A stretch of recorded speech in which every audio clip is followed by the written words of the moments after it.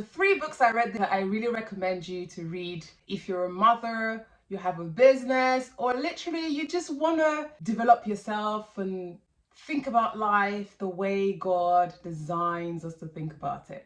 The first one is Think Like a Monk. This book changed my outlook on life. As a Christian, disclaimer, the book has some Buddhism links to it.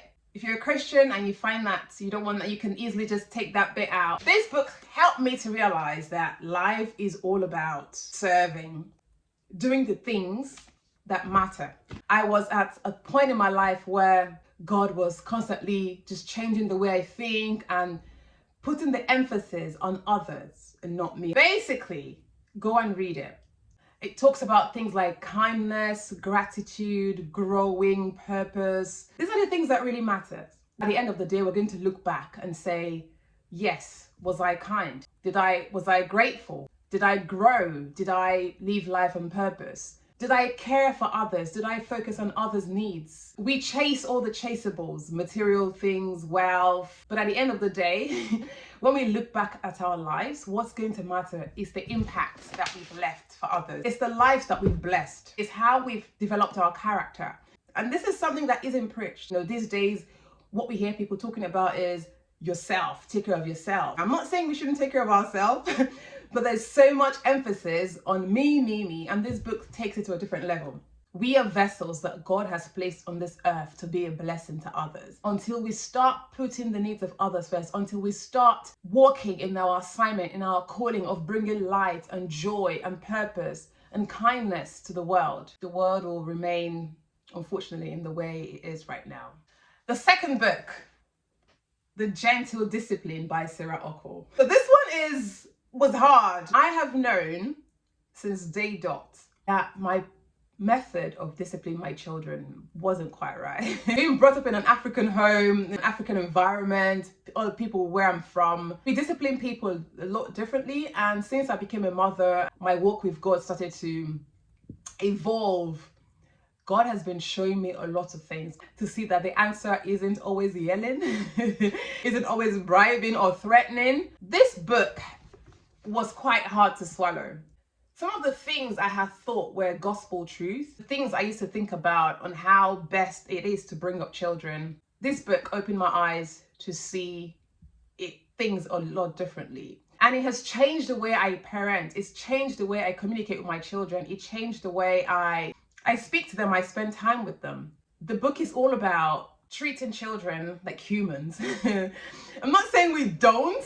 They are just small people with big brains. If your children are the age of 7, 8 like mine are, they're assimilating a lot, they are taking in a lot, they're questioning a lot, they're trying to find their space, they're trying to find their way in this world. And how we respond to them, how we help them answer those questions, how we're patient enough to give them the answers that they seek, or how we help them, guide them to find those answers is very important. I didn't used to be patient at all. Still learning. I'm still trying to figure out why my daughter has to ask me why 10 times and I have to patiently answer it 10 times. I'm figuring out that when I give them an instruction, it takes them a while to process it. Their brains are not as quick as mine. I'm figuring out that they want to communicate with me. When I'm speaking to them, I wait to listen to them as well. There are some bits I won't be taking with me anyway. I think it was quite extreme. Maybe God needs to come down himself and tell me. But the gist of the book, we need to look at these children as people that are constantly developing with a lot of things going through their minds. And rather than shutting them down, rather than saying, go and sit down, you don't know what you're talking about, or rather than pushing them to the side, we as mothers have a role to play, a huge role to play to help them navigate what they're going through. Because if we don't teach them, they will go find the answers somewhere.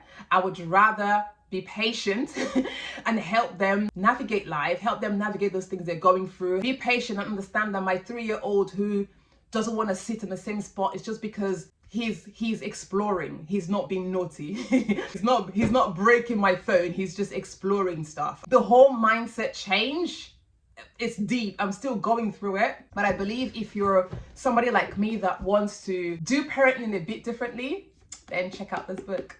And then finally, Grace over grind. If you have a business, if you run a business, if you have any side hustle, this book was an eye-opener. It was kind of like a reminder, because I already know most of the things that were said in this book. Basically talks about how we as Christians, as followers of Jesus Christ, the world preaches a lot of grind, hustle. Let's go there, let's do this, hustle yourself, all the way to wherever you're going. But we have grace. If we're walking on the path that God has called us to be, we have grace available for us. We're not running a business on our own. We're not doing all these things because we want to do it or because we feel like doing it. We're doing it because God has called us to do it. And if God has called you, he will equip you. So it was talking about how to begin to change the narrative that we've heard about business. Or you need to hustle, it's hard work. I'm not saying it's not hard work. It is hard work. But when I started finding myself working instead of praying, I have a reminder on my phone to pray most times at lunchtimes, because I was forgetting to pray because I was working so hard. But it's like the time you spend with God is more valuable than the 20 hours you're working in a business without God. So why are we striving all of this in our power? Why are we trying to do all of this on our own when God has already given us the grace? Why aren't we going to God and asking God for the grace to do the things that he's called us to do? This book was really a big change for me. In fact, right now I've slotted a time during the month where I actually break away from business and I actually just focus on God. Just go and hear from him. Like, what are you saying about this? It also talks about when we're involved in business and we have all this marketing tactics and we're doing all these things that the marketing gurus ask us to do. Even though we know it's not biblical, it's not godly, we still do it because we want to grind and we want to hustle and want to do all of that stuff. But then you're forgetting that, hold on, God is the owner of the universe. He created everything. He can actually give you all these clients you're trying to hustle for. Why are you going about it the wrong way? This book is amazing. It says how grace will take your business where grinding can't. I really recommend it. It has changed the way I do business. I no longer look at clients or potential clients as, oh, he needs to sign up or they need to sign up or my business is going to go down. No, I'm saying, Father God, if this is the person you want for me, if this is the person you want for me to impact in my business, then let them sign up. And if they don't, then I know you're not in this, because I've spent time with you this morning. I've prayed about my business. An important thing as well, most of us are running businesses without actually praying about our customers, praying about our clients, praying about the businesses we're doing. God has called you. He's giving you an assignment. Your business is an assignment. It's a way for you to reach the world. So go on your knees and tap into grace. Tap into the grace that God is freely giving us. If you're into business as a mother, as a Christian person, Christian woman or man, I don't know, definitely recommend this book. Just a recap, Think Like a Monk, amazing for personal development, personal growth, the things that truly matter in life, focusing on others, serving others, being compassionate, gratitude, finding joy in the moment. This one. If you want to raise children in this day and age differently, children that will communicate with you, children that will not, be scared of you like African parents are. If you want to also learn about yourself more, I think this book helped me to understand how children think. Gentle Discipline book, I recommend this.